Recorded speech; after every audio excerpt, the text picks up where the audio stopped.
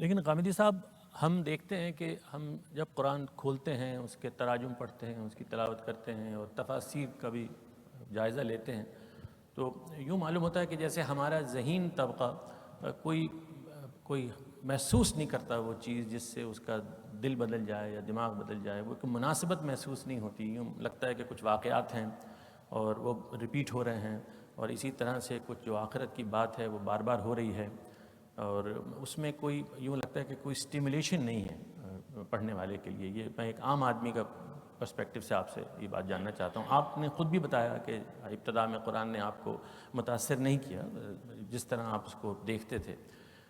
اس کی کیا وجہ ہے؟ قرآن ہم کو اپیل کیوں نہیں کرتا؟ اس کی بہت بڑی وجہ یہ ہے کہ قرآن مجید کس نوعیت کی کتاب ہے. ہمارے ہاں اس کا تعارف نہیں کرایا جاتا. آپ جب کوئی کتاب لوگوں کے ہاتھ میں دیتے ہیں تو آپ کو سب سے پہلے لوگوں کو یہ بتانا چاہیے کہ یہ کتاب کس نوعیت کی. یعنی آپ نے تاریخ کی کتاب لوگوں کے ہاتھ میں پکڑائی ہے، ریاضی کی، سائنس کی کوئی کتاب لوگوں کے ہاتھ میں پکڑائی ہے، آپ نے شیکسپیئر کا کوئی ڈرامہ لوگوں کے ہاتھ میں پکڑایا ہے. کیا چیز لوگوں کو دی ہے؟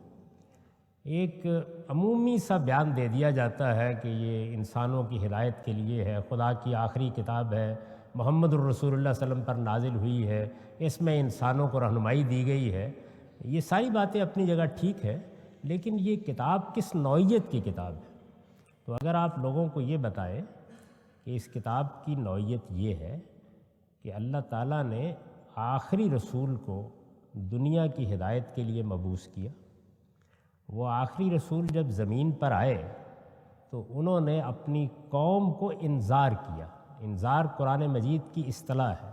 اس کا مطلب یہ ہے کہ ایک پیغمبر نے آ کر اپنی قوم کو یہ بتایا کہ قیامت برپا ہونے والی ہے، زندگی کا خاتمہ موت پر نہیں ہوتا، وہ موت سے شروع ہو رہی ہے.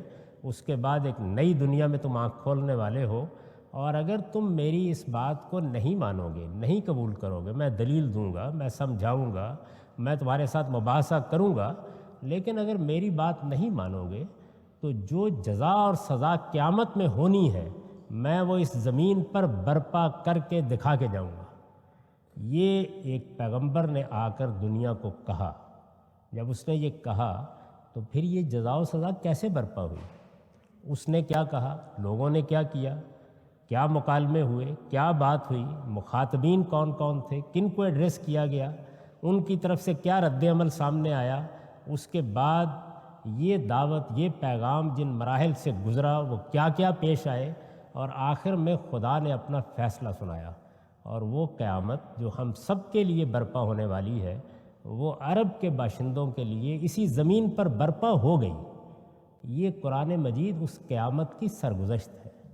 تو اگر آپ اس تعارف کے ساتھ اس کے اندر داخل ہوں گے تو پھر آپ کو معلوم ہوگا کہ آپ کیا پڑھ رہے ہیں.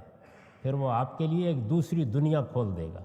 لیکن اگر آپ اس تعارف سے واقف نہیں ہیں کہ وہ ایک پیغمبر کے انذار کی سرگزشت ہے، ایک قیامت صغریٰ، ایک چھوٹے پیمانے کی قیامت کے برپا ہونے کی داستان ہے، تو آپ نہ اس کے کرداروں کو سمجھ سکیں گے، نہ اس میں جو گفتگو ہو رہی ہے اس کو جان سکیں گے، اور نہ جس طریقے سے وہ بات کر رہا ہے اور جس نتیجے تک پہنچانا چاہتا ہے وہ واضح ہوگا. اس تاثر کے ساتھ آپ داخل ہو جائیں گے کہ یہ قرآن مجید شاید مجھ سے براہ راست بات کرے گا. نہیں، وہ آپ سے براہ راست کوئی بات نہیں کر رہا. یعنی ایک پیغمبر زمین پر کھڑا ہے، اس کے مخاطبین ہیں، اس کی قوم ہے، وہ قریش ہے، اہل کتاب ہے، وہ ان کو بتا رہا ہے کہ میں خدا کے رسول کی حیثیت سے آیا ہوں، میں تمہارے لیے خدا کے عذاب کی وعید لے کر آیا ہوں. رحمت چاہتے ہو تو دے دوں گا، لیکن اگر نہیں چاہتے تو قیامت کی جزا و سزا دنیا میں برپا کر کے دکھا دوں. جو میں دعویٰ لے کر آیا ہوں وہ زمین پر واقع ہو جائے گا. یہ مکالمہ ہے جس پر قرآن مجید مشتمل ہے. تو اس لیے میں نے اپنی کتاب میزان میں اس تعبیر کو اختیار کیا ہے کہ قرآن کیا ہے. قرآن ایک پیغمبر کی سرگزشت انذار ہے. آپ اس کے کرداروں کو دیکھیں. خدا بات کر رہا ہے، محمد الرسول اللہ بات کر رہے ہیں، یہ قریش سے بات ہو رہی ہے، یہ اہل کتاب سے بات ہو رہی ہے. آپ کے لیے اس کا میسج انڈائریکٹ ہے. تو جب تک آپ کتاب کی نوعیت نہیں جان لیں گے آپ اس سے لطف نہیں اٹھا سکیں گے، اس کے انداز کو نہیں سمجھ سکیں گے، اس کی باتوں کو نہیں جان سکیں گے.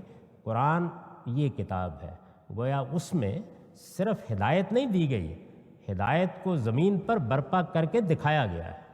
اگر میں محض تمثیل کے لیے یہ عرض کروں تو جیسے آپ شیکسپیئر کا ڈرامہ پڑھتے ہیں، اس میں بھی آپ کے لیے علم ہے، روشنی ہے۔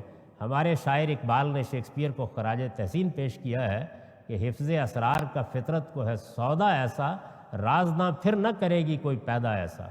تو اس میں کوئی شک نہیں ہے، فطرت کے بے شمار راز ہیں جو شیکسپیئر بیان کرے گا، لیکن وہ اپنے کرداروں کی زبان سے بیان کر رہا ہوتا ہے، وہ براہ راست آپ سے مخاطب نہیں ہوتا۔